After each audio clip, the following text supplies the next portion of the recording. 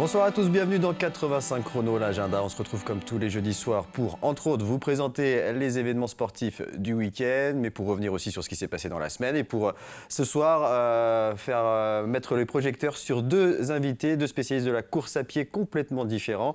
Alors pour interroger ces invités à mes côtés, Nathalie Ségura, notre experte course à pied. Bonsoir Nathalie. Bonsoir Aurélien. Et donc nous recevons ce soir Valentine Chaplotte. Bonsoir. Bonsoir Aurélien. Licenciée à l'Athlé Bocage Vendée ABV Montaigu. Et à vos côtés, Alain David, bonsoir.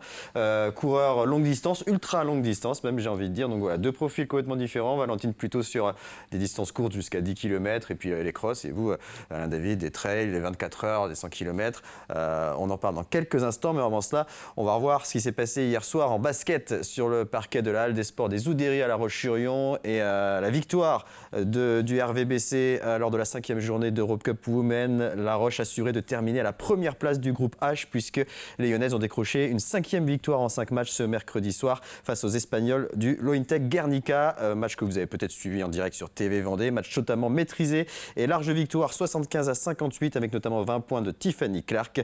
Les joueuses de Manu Body qui se sont rassurées après leur défaite en championnat samedi dernier contre Angers. Elles vont maintenant se projeter sur la prochaine journée de Ligue féminine et un déplacement à Basketland samedi. On va écouter le coach Manu Body. Ça fait plaisir d'encaisser que 58 points, tu vois, parce que ça faisait très longtemps que c'était pas arrivé, donc franchement, non, ça fait du bien. Ça fait vraiment du bien, un match sérieux du début à la fin, tu vois, et donc bon, on va poursuivre notre beau parcours européen, donc voilà, une 5e victoire en temps de match, donc non, ça fait du bien. Ça fait du bien après la défaite qu'on a connue il y a quelques jours, là, tu vois, de pouvoir rejouer, de pouvoir regagner tout de suite, pour la confiance, c'est super important. Franchement, non, les petites ont été extra. Et tu vois, c'est ce que je regrette par rapport à Angers, c'est que j'ai pas eu l'opportunité de pouvoir leur donner quelques minutes. Et elles nous auraient fait tellement de bien, tu vois, quand on est bien comme ça. Voilà, il aurait fallu mieux démarrer le début de deuxième mi-temps pour pouvoir avoir cette petite rotation qui font du bien. Et là, ce soir, franchement, tout le monde a été sérieux. Donc voilà, ça permet à tout le monde de jouer. Donc ça, c'est super riche. On va regarder le classement de ce groupe H d'Europe Cup Women. Donc je vous le disais, la première place assurée pour le RVBC. Ce soir, le match entre Bologne et Charleville. Et le 1er décembre, dernière rencontre de la phase de poule entre La Roche et les Italiennes de Bologne. On va donc maintenant s'intéresser à nos deux invités, Nathalie, donc Alain David et Valentine Chaplotte, que je vais peut-être vous laisser présenter en quelques mots. Oui, alors Valentine, toute nouvelle en Vendée. Hein, vous arrivez de jurassienne, hein, vous êtes née à Dole. À Dole, c'est ça. Et puis ensuite, vous avez fait vos études à Rennes. C'est ça. Après mes classes de préparatoire, j'ai intégré une école d'ingénieur à Rennes.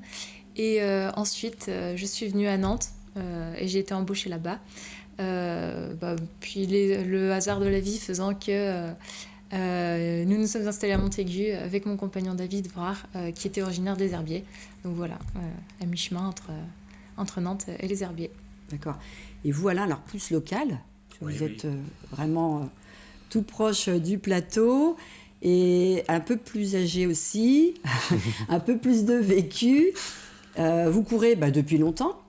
2008. 2008. Et vous, plus, on en parlera après, mais plus spécialiste des longues distances. Très longues. Ultra longues distances. Ouais. Ouais.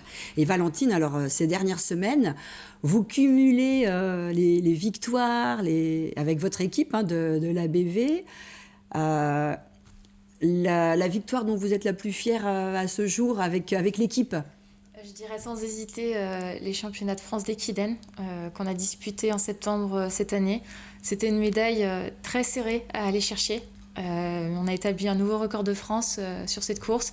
C'était vraiment riche en émotions. On a fini à seulement une dizaine de secondes de la seconde équipe. Et c'était vraiment une très très belle médaille. Voilà la photo de l'équipe avec Clarisse Picard, David Dubras, Agathe Bonneau-Violo, Anthony Guillard, Théo Rajo. Tout sourire, tout le monde. C'est sûr. Voilà. Et donc là maintenant, c'est plus la saison de cross. Vous revenez de Montauban. C'est ça. Donc j'ai fini 7e au scratch, donc 5e senior au championnat de France de Montauban sur crosslon. Et ça me rend sélectionnable pour éventuellement les championnats d'Europe qui auront lieu à Dublin le 12 décembre. Mais on attend la décision de la fédération. Le 30 novembre, la décision, c'est ça? Le 30 novembre, oui, la décision. On sera très bientôt. Ouais, donc mardi, on croise les doigts. Alain, vous, alors, une victoire également le 8 octobre dernier, l'Infinity Trail sur l'île d'Aix. C'est ça. 35 heures de course. On va peut-être rappeler le principe de cette Alors en fait, course. c'est une boucle de 6 km 7 à parcourir dans l'heure, donc on peut presque marcher. Il faut se gérer, savoir si on veut courir vite, avoir beaucoup de temps de repos ou pas. Et toutes les heures, tous ceux qui sont arrivés repartent ensemble. Jusqu'à ce qu'il ne reste qu'un. Oui, voilà, c'est ça. Et c'était vous cette année. J'ai envie de dire jusqu'à le temps qu'il en reste 2, puisque tant qu'on est 2, la course continue. D'accord. Et quand le deuxième arrête, le premier n'a le droit qu'à faire une boucle supplémentaire. Donc vous avez fait une boucle tout seul pour Voilà, terminer, c'est ça. ce qui fait un total de 234 km en 35 heures. C'est ça, Ça fait 6 marathons et un semi. peut-être. Mais non, ça fait moins. Enfin, ça fait quand même une semaine de travail à courir, 25 heures. C'est ça. D'accord. Et alors, on en reparlera peut-être tout à l'heure, mais vous êtes venu avec Alors moi, je suis venu avec un livre un livre. que j'ai lu quand j'avais une vingtaine d'années, Phénoménal Boussiquet. Jean-Gilles Boussiquet était recordman du monde du au moins 24 heures, 48 heures, 6 jours et au-delà. Et j'ai eu la chance de le côtoyer encore aujourd'hui. C'est ce qui vous a donné envie Oui, de courir, de courir le 100 km. le 100 Le km. 100 km. Je voulais pas aller au-delà. Bon, l'histoire, on a fait autre chose, mais voilà. Et vous, Valentine, qu'est-ce qui vous a donné envie? Alors vous êtes plus spécialiste à la base du 1500 mètres. Qu'est-ce qui vous a donné envie de venir à l'athlétisme? Ça s'est fait un peu par hasard parce que de base, moi, je viens de l'équitation. Et j'ai fait une course en local, donc c'était en 2015, je crois, ou un peu avant. Et je l'ai gagnée, cette course. Et donc l'entraîneur de Dole, à l'époque, m'a dit, bah écoute, pourquoi ne pas essayer, donc venir. Et donc j'ai intégré le groupe en même temps que mon entraîneur Thierry Burnel, qui est arrivé au club. Donc en même temps, j'ai intégré le groupe demi-fond et c'est là que tout a commencé. Alain, la piste, vous, c'est plus pour des 24 heures. J'ai fait le 24 heures de Barcelone sur piste. Et pour la petite histoire, toutes les, je ne sais plus si c'est 4 heures ou 6 heures, on tournait de sens pour éviter les problèmes de tendinite. Qu'est-ce qui vous plaît tant dans ces longues distances? Pourquoi vous êtes mis sur ces longues distances? Parce qu'on peut faire des marathons, etc. Mais là, quand on passe sur des 200, 300 km, on est quand même dans un autre monde. Alors, j'ai fait les courses en ligne entre deux villes, et on est quand même beaucoup tout seul au milieu de la campagne. Sur les circuits de 24 heures qui font souvent autour d'1 kilomètre, très court. Le plus long que j'ai fait, c'est au championnat du monde à Turin où c'était 2 kilomètres. Et il y a une ambiance phénoménale parce qu'on vit 24 heures ensemble. J'allais dire, il y a les meilleurs, il y a les moins bons, mais en fait, tout le monde est dans la même course, tout le monde s'entraide. Donc voilà, il y a une ambiance vraiment super. Donc ça me plaît beaucoup. Oui. Alors, on va continuer à parler de vos parcours respectifs et de vos objectifs aussi pour la suite, parce qu'il y a eu des bons résultats cette année, mais j'imagine que vous en visez d'autres, notamment pour 2022. Mais on va s'intéresser à ce qui va se passer sur les différents terrains de sport ce week-end en Vendée. Et on va commencer avec du football, puisque dès ce vendredi soir, il y aura une très belle affiche pour le 8e tour de la Coupe de France au stade Massabielle aux Herbiers. Les Herbretets, équipe de N2, qui reçoivent le Sporting Club de Bastia, équipe professionnelle qui évolue en Ligue 2, 2 divisions d'écart. Le VHF qui est plutôt mal en point en championnat à la 11e place et qui reste sur une défaite face au Puy. Bastia est 14e de Ligue 2 mais reste sur 3 victoires, 2 en championnat et 1 en coupe. On va écouter l'entraîneur herbretais Stéphane Mazala avant cette rencontre. On est dans la difficulté en championnat, c'est difficile. Ça aurait été le meilleur, ça aurait été de gagner le match du Puy juste avant pour préparer ce match, mais ça n'a pas été le cas. On est en difficulté, c'est difficile. Voilà, quand on n'a pas les résultats, c'est toujours quelque chose de compliqué, mais c'est une autre compétition. Voilà, ça c'est bien clair. Le match de championnat n'a aucune incidence sur le match qui va arriver demain. Donc voilà, les garçons le savent, on les a préparés, on leur a dit.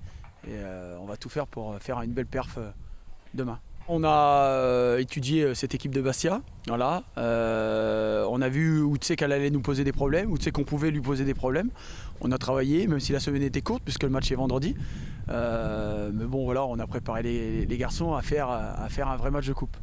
Voilà, donc les Herbiers Bastia à 19h30 au stade Massabielle. Et à noter que l'équipe de la Roche-Vendée Football jouera dimanche à Tréguin en Bretagne, une autre équipe de National 3. Et on jouera en championnat de National 3 également ce week-end, la 9e journée avec Pouzauges, 4e au classement qui accueille les voisins de Fontenay, 11e. Le Poré-sur-Vie jouera à domicile face à Vertou et la Châtaigneraie accueillera Saumur. À noter que Châlons se déplacera au Mans. Du handball également avec en National 3 masculine, le Slam, 8e au classement qui va recevoir l'Entente Sarthe Pays du du Mans, 11e samedi soir à Aubigny. Pouzauges en National 1 va se déplacer à Granville. Et en National 1 féminine, La Roche ira jouer à Chambray. Grande soirée de rugby également au Sable d'Olonne samedi soir avec le derby vendéen tant attendu par les supporters des deux clubs des Sables d'Olonne et de La Roche-sur-Yon. Ce sera donc samedi soir au stade de la rue de Lierre avec notamment le FC Y qui reste sur 3 victoires dont la dernière face à l'ancien leader invaincu Trignac. Du ring coquet avec la Nationale 1 Élite et le Poiré-sur-Vie qui accueille Coutras samedi soir avec un nouveau joueur chilien, Nico Fernandez.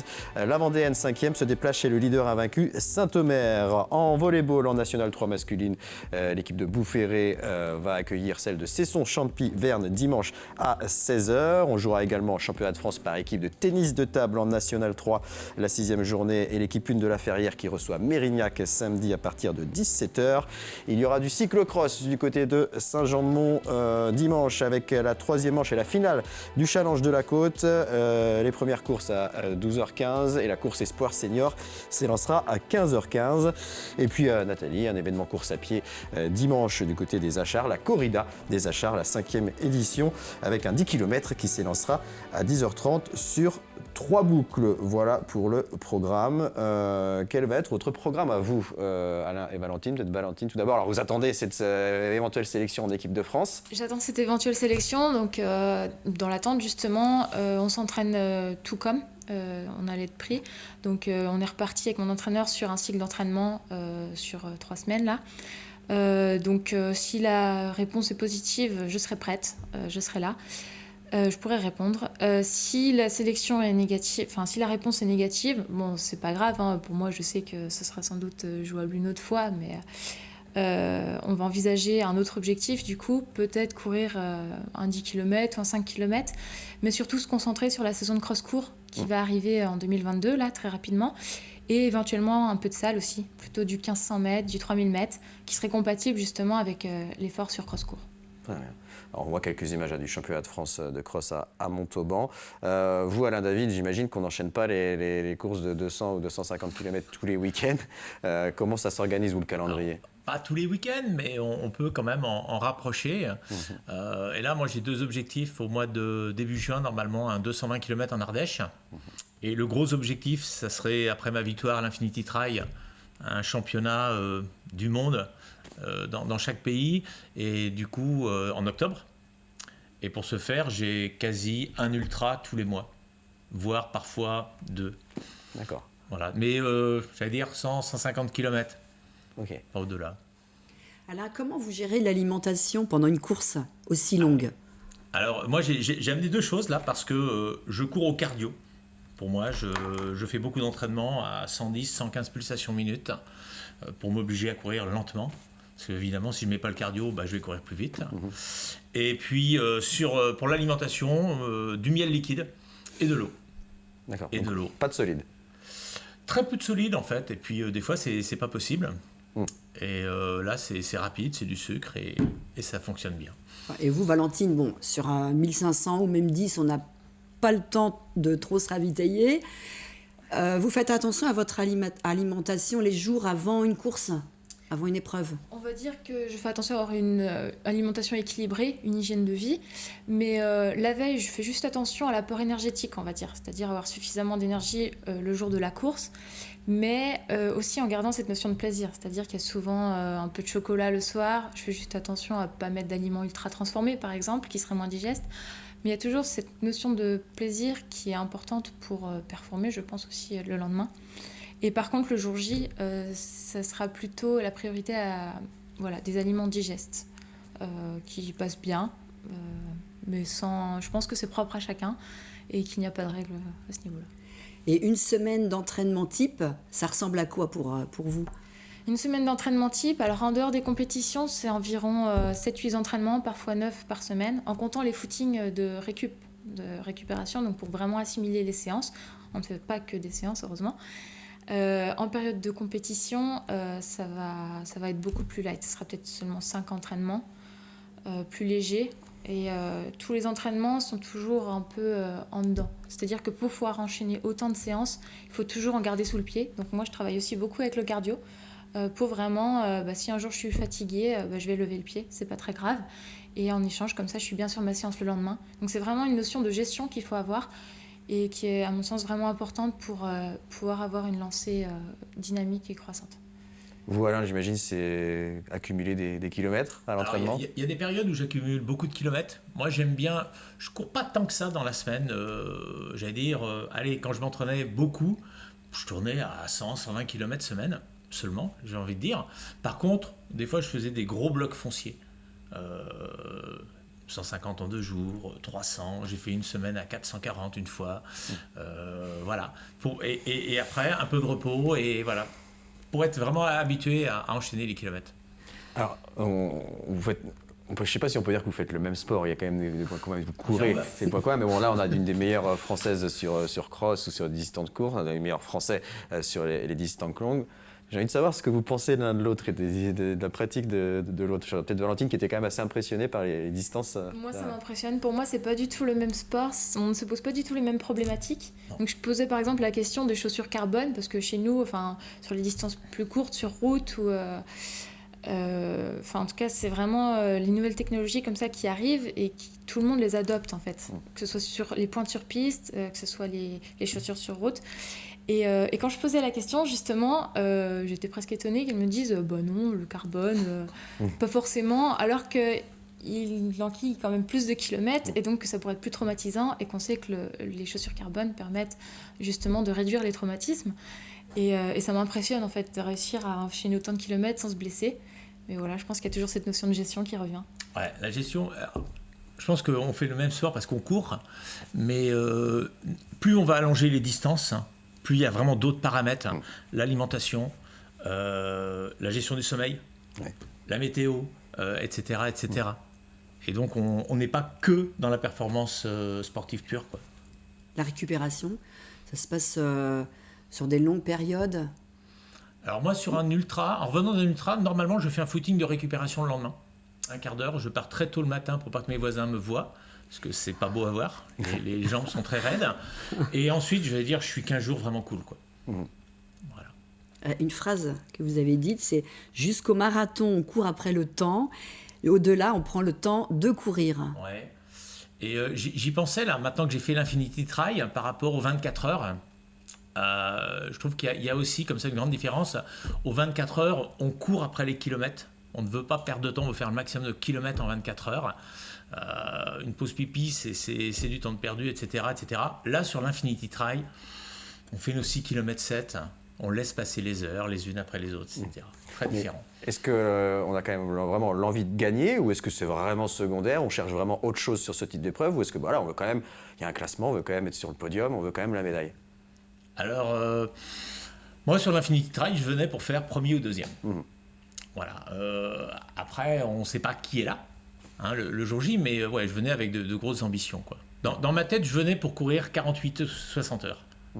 Donc, voilà, ça s'est arrêté en 35. Très bien. Eh bien. En tout cas, on souhaite que ça continue pour vous. Je crois qu'on verra du côté de l'Ultra Trail des Herbiers. Les Herbiers, oui. La haute du Père Noël. La haute du Père Noël, organisée par la BV, par l'athlète Bocage Vendée. Et donc, Valentine, on croise les doigts pour la décision mardi et cette éventuelle sélection d'équipe de France pour les championnats d'Europe de cross à Dublin le 12 décembre. Merci beaucoup, en tout cas, tous les deux, d'être venus nous raconter un peu votre parcours et votre saison. Merci, Nathalie. Merci. À bientôt. On vous retrouve du côté de la corrida des Achats, je crois. Oui, demain, dimanche. Dimanche. Eh bien, merci à vous de nous avoir suivis. On se retrouve lundi pour 85 chrono, le terrain et le vestiaire. Très bonne soirée à tous.